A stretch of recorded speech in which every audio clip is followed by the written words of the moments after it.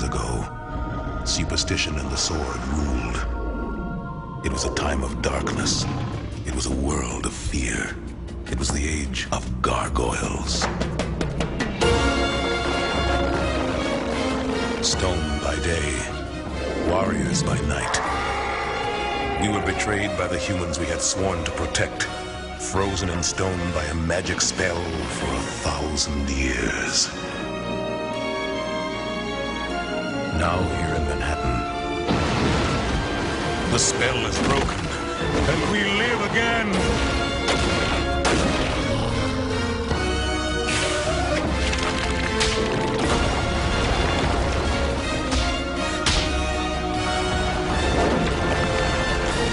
We are defenders of the night.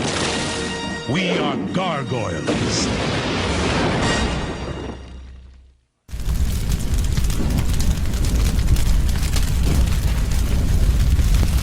Hello, everyone. I'm here with Greg Weisman, the creator of the 90s hit show Gargoyles.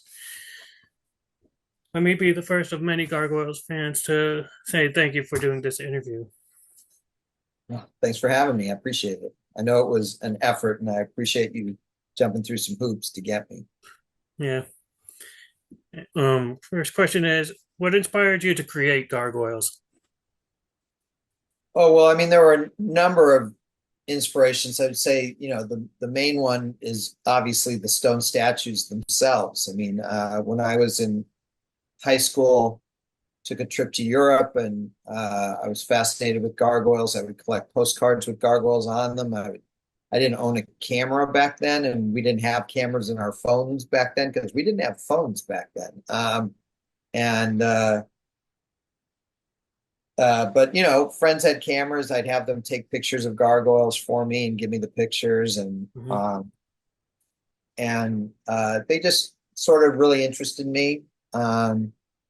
So when we were it's not like I was sitting there going, someday I'm going to create a show about this. It didn't even cross my mind. It's just, I liked them. But then I was in a meeting with my boss at Walt Disney Television Animation, Gary Kreisel, and he said, we need something for the Disney afternoon that's like Gremlins. And I said, well, what about gargoyles? And he liked that. And so we went from there. Then the second major inspiration was probably Disney's Adventures of the Gummy Bears, which was a show that we did back then, created by Jim Magon. And I had very little to do with it. I was a current programming executive for the last couple seasons or so of the show, but I was a big fan of it. I just thought it was great. It had this rich medieval backstory and these great characters. And we felt collectively that the show just didn't get enough respect. And the reason for that was brand confusion. There was another show on at the time called The Care Bears. And The Care Bears was a sort of saccharine, sweet show. I'm probably offending some big Care Bear fans out there. But, there was really largely about hugs. You need a hug? Here, I'll give you a hug, And our show was this great comedy adventure with these great comic villains like Duke Igthorn and Toady and others. And just a lot of fun and funny, but also exciting. But we were the one named after a candy. And both shows featured all these multicolored little cuddly bears. So the brain confusion was understandable, but it was frustrating. Yeah. So when we were working on Gargoyles, I very consciously set out to create a show initially, very much in the mode of Gummy Bears. So we would have this rich medieval backstory the way Gummy Bears did. But it was the 90s, and in the 90s, the big word back then was everything needed to be edgy. So how can we make an edgier version of Gummy Bears? Well, for starters, we weren't doing cute, cuddly little bears. We were doing cute, cuddly little monsters, gargoyles. So that helped. And then instead of setting the show in this sort of pastoral medieval time, we'd set it in modern New York City. So that seemed edgier as well. So we had this backstory, but then the gargoyles go to sleep for 1,000 years and wake up in the present. or at least what was the present of Yeah, 19. 30 years ago. Um, and we pitched that show to Michael Eisner, who at the time was chairman of the Walt Disney Company, and who chose all the shows that we did. And he passed on it. He didn't like it. But my boss, Gary, still thought there was something in the idea, and he said, keep working on it. Go do something different with it. So I showed the pitch that we'd given to Michael to a handful of people, including a guy named Tad Stones, who was the creator of Darkwing Duck and a friend of mine and one of my mentors when I started at Disney. And Tad had seen an early cut of this movie that you may have heard of, Disney's Beauty and the Beast. Hmm. And so he said, "You've got all these cute little gargoyles." Yeah, it's back there. And what if instead of all these cute little gargoyles, you had one big gargoyle? And my background is comic books. I worked at DC Comics for years before I started working at Disney. So this really resonated with me. And I worked together with an artist named Greg Guler, who was at Disney, but who I had also known from my days at DC. And Greg and I created the character of Goliath. And then we took the whole prism of this comedy adventure show, and we took all the development from the comedy adventure show and put it through the prism of fundamentally with the show that aired on TV. So it was an action drama with comedy still, with a lot of humor, with romance, with all sorts of great things. It was very much in the superhero genre, which is a mutt kind of genre that's got science fiction and fantasy and detective fiction and horror and all sorts of things in it, all munched together. But we just didn't do anything that sort of screamed superheroes. Like no one's dressed in tights with capes. But it was very much in that genre of programming. And it took us a while, but we eventually sold that to Michael. He liked it, particularly the Beauty and the Beast angle between Goliath and Elisa, the female cop that was sort of the co-star of the show, human female. And we got to make the show. And at that point, because we were a more serious show and we weren't serialized in the strict sense, like a soap opera or anything like that, but we decided to make sequential, episodic but sequential, that look, you could come in and watch any one episode and get a complete story, beginning, middle, and end, but you get more out of the series if you watch the episodes in order, because the characters would grow, things would change, the situation would change, the gargoyles would move from the castle to the clock tower, new characters would come in, they'd evolve, they'd change. So you get more out of it if you watched it. And with that, another major influence, bringing it back to the original question, was the TV show in the 80s called Hill Street Blues, which to me was the creator of all modern television. There's no Sopranos, there's no Breaking Bad, there's no Game of Thrones without Hill Street Blues coming first, because before Hill Street Blues, other than soap operas, everything was episodic, and almost all television was what we called status quo television. So that by the end of the episode, you could have your characters go through some big change, but by the end of the episode, you had to put the situation back to where it was at the beginning, so that all episodes could be watched in any order, and it didn't really matter. Occasionally, there'd be a major change, like Lucy Ricardo has a baby, but any before baby episode you could watch in any order, and any after baby episode you could watch in any order, pretty much. And I'm exaggerating for effect here, but you get the basic idea. Gargoyles wasn't going to be like that, and that was modeled on Hill Street. And in kids programming in those days, no one was doing that, or very few people were doing that. Yeah, it was relatively a new concept. In kids programming was very much in the status quo category, or nearly everything. And so Gargoyles was different, especially for Disney, in all sorts of different ways. So those were all influences. Batman the Animated Series was an influence just in the sense that the fact that it was out and successful gave executives at Disney the confidence to sort of say, hey, let's try something different. All we've been doing is funny animals. All those funny animal shows are very different. Goof Troop's like a sitcom gone nuts, whereas DuckTales is this adventure show, and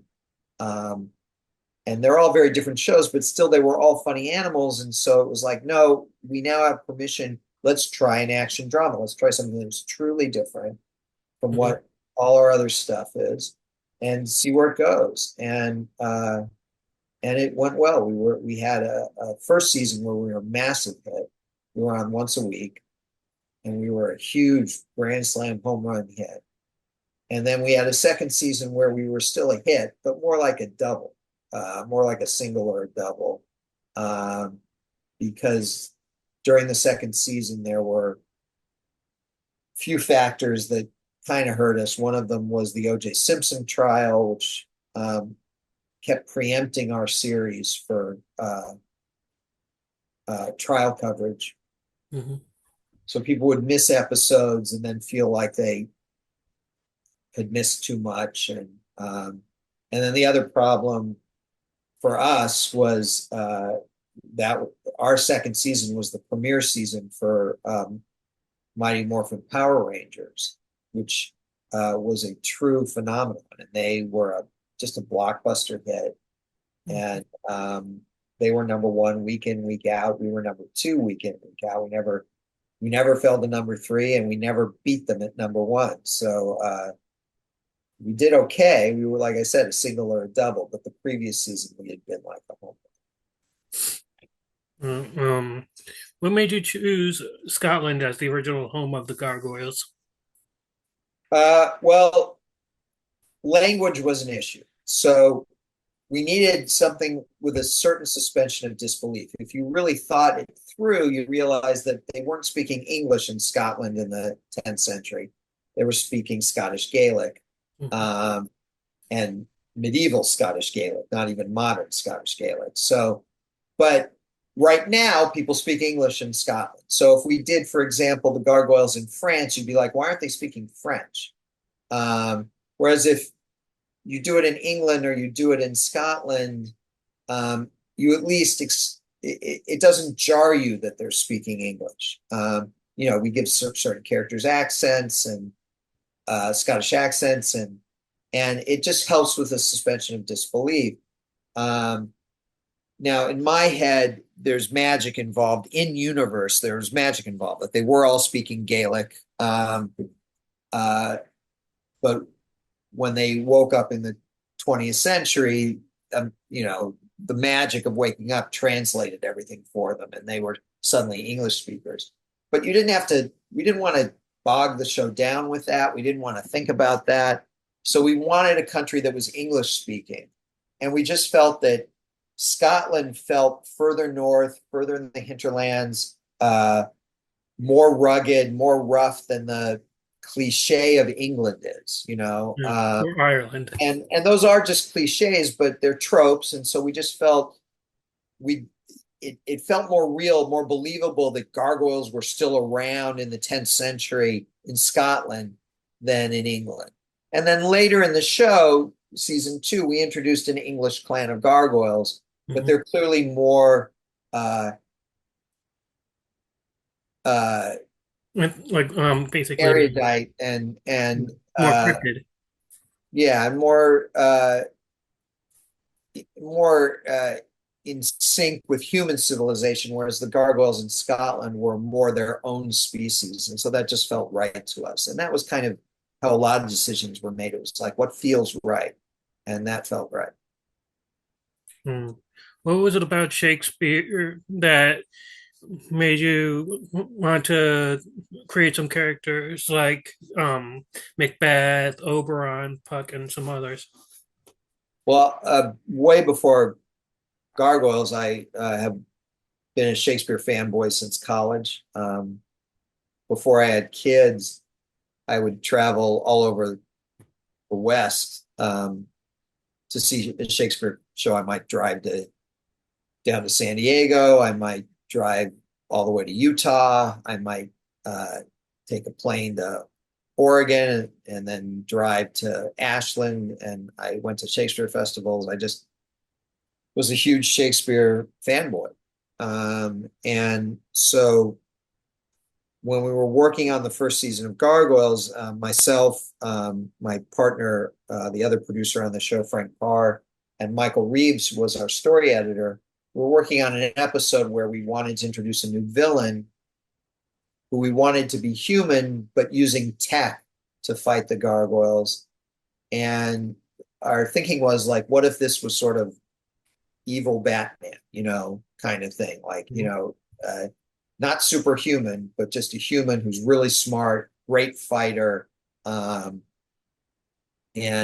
has all this tech, a ship, various tasers or whatever he needs to fight the Gargoyles, and taking the Gargoyles off guard because they should be able to beat a human. One human against 6 Gargoyles. Why is this even a contest? Well, this guy is that good. And then I said, when we were in this meeting, which was a lunch meeting, I remember this, I said, well, it would be better if there was some resonance with the Gargoyles' own origins, like if this were a Scottish king or something like that. And then I thought, well, if we're going to do Scottish kings, we might as well do the most famous Scottish king of all time, which is Macbeth, who, of course, in Shakespeare is a complicated character, but he's without a doubt a villain. And so I said, let's make it Macbeth. And at first it's like, oh, so he calls himself Macbeth. I'm like, well, we can think that at first, but let's actually make it Macbeth, the historical Macbeth. And then sort of after the fact, we did all this research about the actual history of Macbeth as opposed to Shakespeare's play. And it was such a great story that we got this whole City of Stone miniseries, 4-episode miniseries out of the actual history. And that became a doorway to actual Scottish history for us that we've been using in the show and I've been using in the comic books because they're great stories. And why wouldn't you use this great material? And we just something happened in our pilot. Originally, the castle in the 10th century was attacked by marauders, just vague marauders in the original treatment. And then we switched it to Vikings. And I think the initial idea for switching it to Vikings is, oh, Vikings are cool. That'd be cool. It wasn't like historically we'd looked it up and said, oh, Vikings. We just were like, oh, cool, let's do Vikings. Mm-hmm. Then we did look it up and found out, lo and behold, we had accidentally gotten it right. That Vikings, in fact, were attacking the western coast of Scotland during the 10th century. And since we had gotten it right by accident, I decided, well, let's try and keep it right. So from now on, we will incorporate history into the show. And it may turn out that the history books are incomplete. They assume that gargoyles were myths, so they left gargoyles out of the stories and we would put them back in. But otherwise, the sort of facts of history, we would try to be true to as much as possible. And again, that just led to the Avalon miniseries, the City of Stone miniseries, stuff I've done in the SLG and the Dynamite comics, all come right out of this actual Scottish history that a bunch of us researched in great detail, including a friend of mine, Tuppence McIntyre, my assistant at the time, Monique Beatty. I've since done a ton of research. It's endlessly fascinating, and it always provides us with great story material. Who was your favorite gargoyle? Oh, they're all kind of my kids, so I don't really think in terms of favorites. I mean, as I said, Goliath is sort of the key to how we found the show. Without Goliath, there is no show. So I guess on one level, the answer is Goliath, but the truth is that I love all these characters, and I'm always glad to be revisiting them. I don't have a single favorite. What is your favorite episode? Well, our multi-parters are always really great. I think if I had to pick one single 22-minute episode as a favorite, it would be The Mirror. Hmm. I feel like that's an episode where we're really just chugging on all cylinders. The animation itself is great. The boarding is great. I think the writing is terrific. It's funny, full of action, full of romance, comedy. Everything that Gargoyles isn't in every episode of the show, but everything that Gargoyles is in The Mirror. It introduces Puck. It introduces the whole concept of the third race, Oberon's children. Um, so there's a lot of lore there that's really important, but it also I just think is a great story, well told, and well animated, and great voice work from our regulars, but also from Brent Spiner, who came in to play Puck, and always Marina Sirtis is terrific as Demona. Everyone's just top notch in that episode. So if I only could pick one, it would be that one. But again, I love all 65 episodes we did in season one. If you were able to have written season three, what would have been some of your ideas? We did one. Basically, season three for me is what we did in the SLG comics, the 12 um, issues of the SLG comics are. A, I'm not saying they're exactly what we would have done if I had been in charge of season three for Gargoyles, but it's pretty close, and it covers Gargoyles Bad Guys. We did 6 issues of that for SLG, and we did The Journey. We did the start of and end of Brooklyn's Time Dancer adventure. Uh, Again, back in Scottish history, we did this story in England that introduces more members of the London clan, including Stagheart and Coco, and played with Macbeth and King Arthur, and a great Thalog stories in there that brings Thalog and Xanatos and Matt solidly into the Illuminati. I think a lot of what we would have done in season three, not all of it, and not necessarily exactly the same, but a lot of it from a story content standpoint is in those SLG volumes, which we did a Kickstarter for last spring, and which should come out shortly. If you and it's not too late if you want to order those.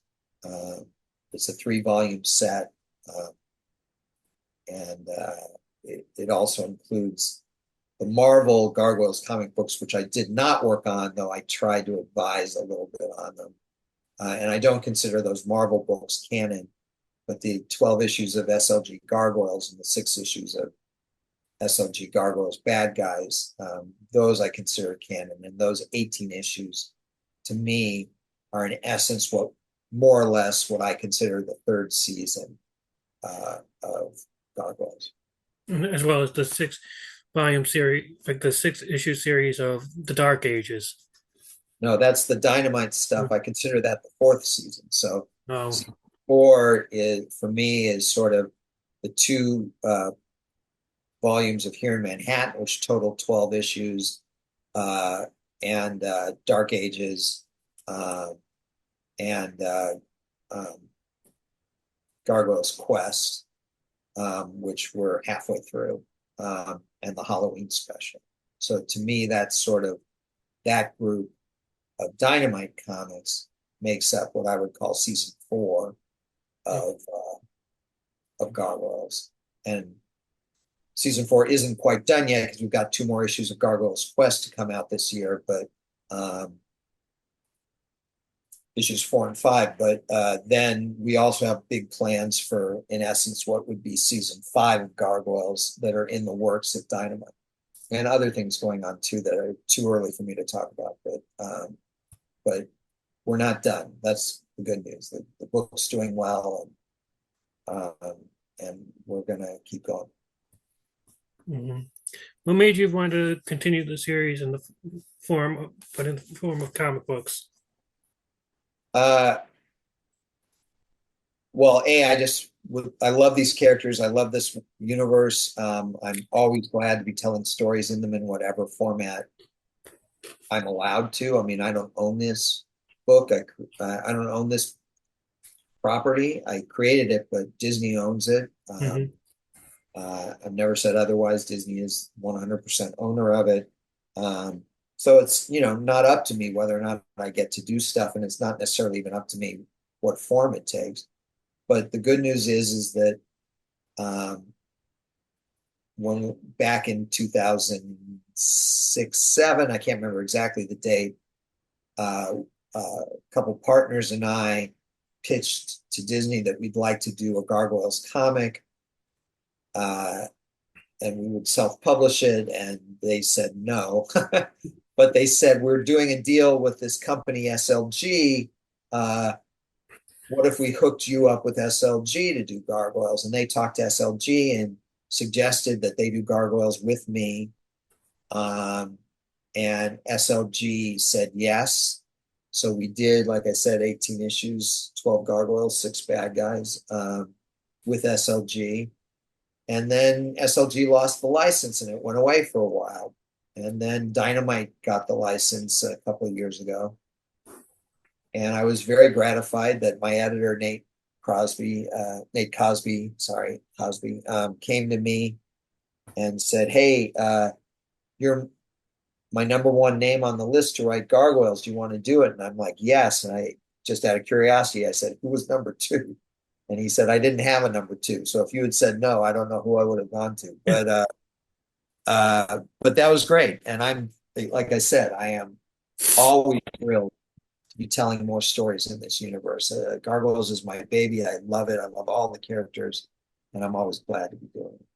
Yeah, you answered this question along the lines of like one of the previous questions, but can we expect more comics in the future, in the near Oh future? yeah, definitely. We've got multiple series in the works beyond Quest. I can't talk about any of them yet except one, which is the Gargoyles Winter Special that is coming out uh, this December. Um, but we have a bunch of other things in the works in various stages that we just haven't announced yet, and I can't talk about them. But I can't. It is fair to say there's more. There's actually quite a lot that we have planned at Domino. Um, what kind of relationship would Fox have had with her mother in season three had it happened now that Halcyon is gone? Well, again, Halcyon just passed away in season 4, so I'm not sure what you mean by season Oh, 3. Um, so what you're really talking about is what is the relationship going to be like in season 5, and that's something that we will be addressing actually, but I'm not going to spoil it. I understand. And if given the opportunity, would you write a screenplay for a live action adaptation in the form of a film? Oh yeah, given the opportunity, I'd love to. Yeah, But again, that's not up to me. That's up to Disney. yeah. Because I know Jordan Peele has been in talks of like wanting to do That live was a action. long time ago. Yeah, That was years ago, yeah. and that went nowhere. That is not an ongoing project. I've had a little communication with Jordan, not a lot, but a little communication with Jordan, and that's over. It's not something that's going. Yeah, that ship has sailed, basically. Yeah, I mean they didn't make a deal, and he moved on to other things, and Disney moved on to other things. And I know So, that I think it was Rick Baker was gonna do like the gargoyles. it was Phil Tippett, Oh, um, Phil Tippett. back in the '90s, who was going to do it, but Yeah. uh, I don't think Went now. on to I'm work not on sure Jurassic it would Park. be I'm sure it would be a CG performance capture situation if they did it now in live action. But I have nothing to report on that front. Well, that's all, basically all the questions. Okay. Thanks again for doing this interview. Happy to do it, Brian, and happy to do it again if you come up with more questions later. Hit me up. Okay. All right. Thanks. Thank you. Bye.